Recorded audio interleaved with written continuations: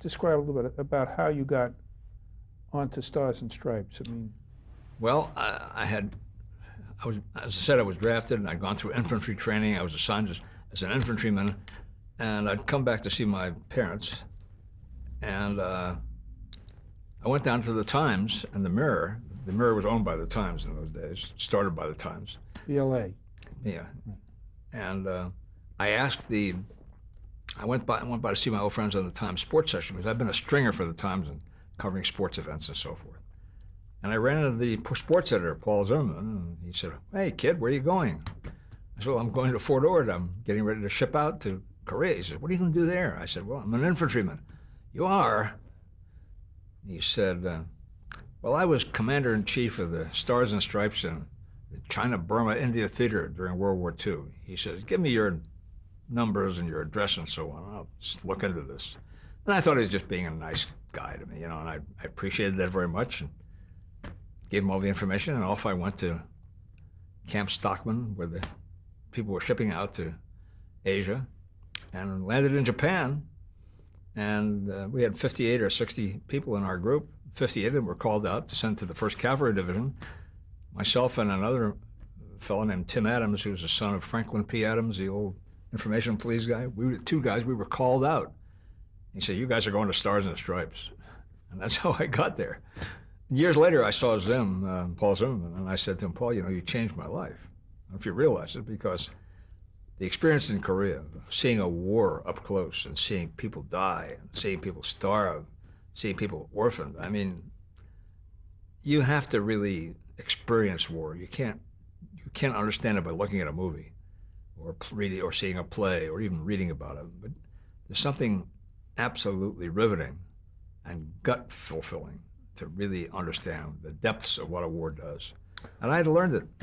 Well, what was journalism like working on Stars and Stripes? Was it like just working on another newspaper? Was there a lot of censorship? I mean, what was that experience? Well, everybody in Korea was censored, so we were treated like other journalists. And as a matter of fact, we were under instructions, as were members of Stars and Stripes in World War II. We never wore our rank.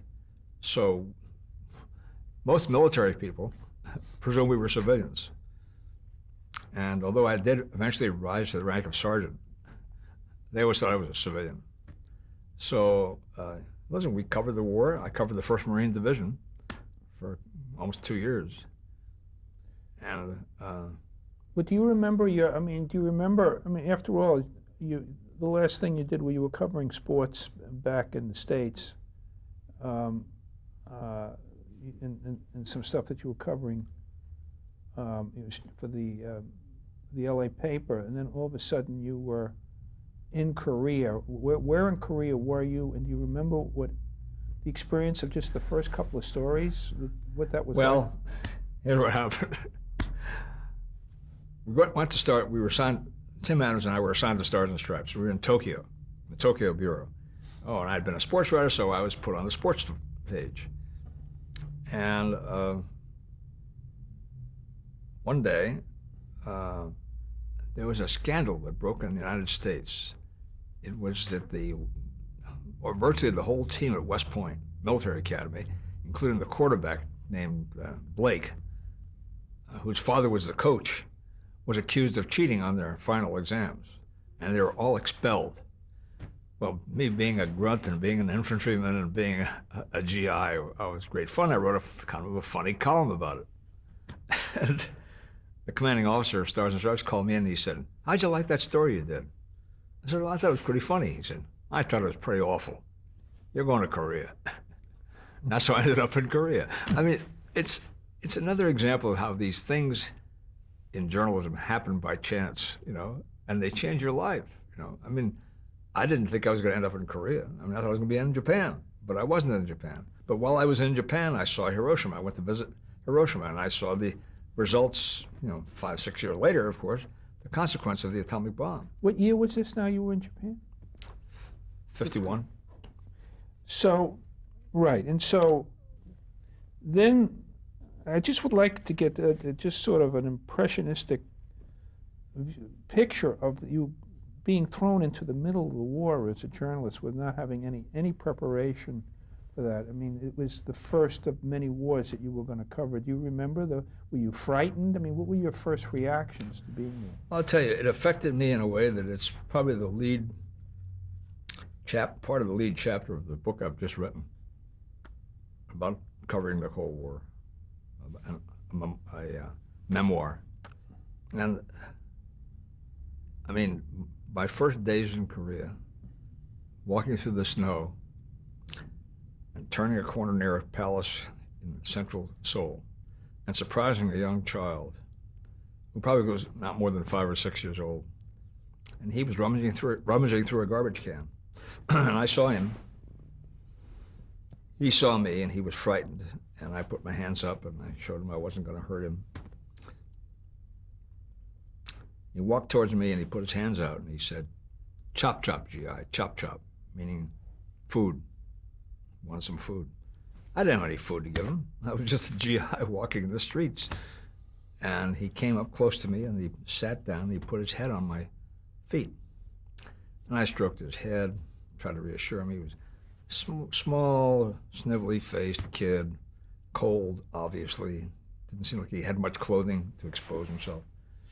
I stroked his head and then I shook him. Nothing happened. He died on my feet of starvation. I don't know if you can imagine what that's like. I mean, I'd never seen a dead person in my life before that.